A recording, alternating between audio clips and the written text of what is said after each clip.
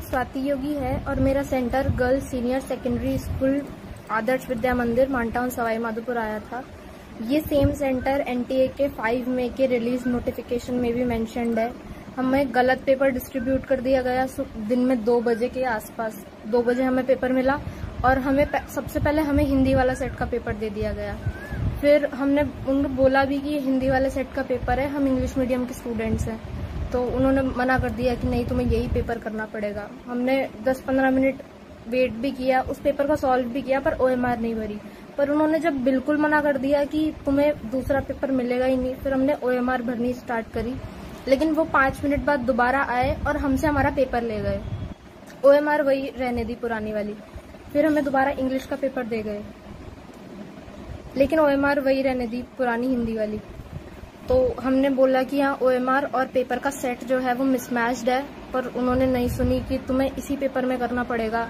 OMR R6 की थी और पेपर R4 का था। इसके लिए कुछ बच्चे बाहर जाके प्रोटेस्ट करने लग गए। सब सीसीटीवी में सब रिकॉर्डेड है।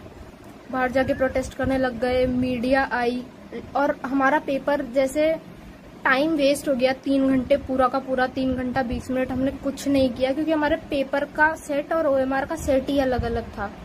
मीडिया आई, पुलिस ने कुछ बच्चों को बहुत मारा। मीडिया ने सब कुछ रिकॉर्ड किया, मीडिया ने हमसे बात करी। शाम को फिर एसडीएम और एडीएम कलेक्टर सब लोग आए, उन्हें सारी सिचुएशन बताई। फिर लास्ट में उन्होंने बोला कि तुम्हारा पेपर रिकंडक्ट करवाते हैं 6 बजे से। अब इतना कुछ होने के बाद, इतना माइंड सैचुरेशन और हरासमेंट के बाद में शाम को 6-6:30 बजे से पेपर देना ऑलमोस्ट इम्पॉसिबल था। फिर भी हम सबने करेज गैदर करी और बोला कि ठीक है हम लोग दे देंगे दोबारा पेपर। पर उन्होंने हमारे क्लासरूम के 12 बच्चों को फिर मना कर दिया कि तुम लोग पेपर नहीं दे सकते, क्योंकि तुम लोग 3 घंटा क्लास के अंदर बैठे थे, बाहर जाके प्रोटेस्ट नहीं कर रहे थे। लेकिन हमारी अटेंडेंस उन्होंने मार्क कर दी। हमने ना ओएमआर शीट पे साइन करे, न थंब इम्प्रेशन लगाया, न अटेंडेंस शीट पे साइन करे। स्टिल उन्होंने बोला कि तुम्हारा पेपर दोबारा नहीं होगा। बड़ी मुश्किल। और इस टाइम जो शाम वाला पेपर था वो स्टार्ट हो चुका था बच्चों का।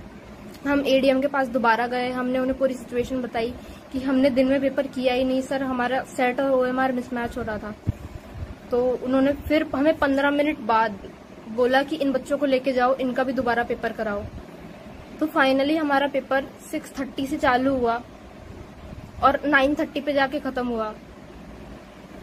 और वो सेम पेपर हमारा जो आया MNOP सेट का पेपर था हमारा, मेरे सेट M3 था। उस MNOP सेट के पेपर, वही सेम पेपर कुछ जगह इंडिया में दिन में भी कंडक्ट हो चुका था।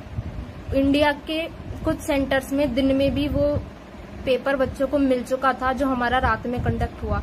तो अगर वो पेपर सुबह ही कंडक्ट हो चुका था तो हम उस सेम पेपर से हमारी रात को एग्जाम उन्होंने कैसे ले ली, कैसे करवा सकते हैं। इसके बाद में भी उस पेपर में भी कुछ क्वेश्चंस थे चैलेंजेबल, जो प्रोविजनल आंसर की आने के बाद में मैंने टीचर्स से कंसल्ट करके उन्हें चैलेंज किया। उस पर भी कोई एक्शन नहीं लिया गया और हमारा जो टाइम लॉस हुआ उसका ना कोई नॉर्मलाइजेशन किया गया, ना हमें कोई ग्रेस मार्क्स दिए गए।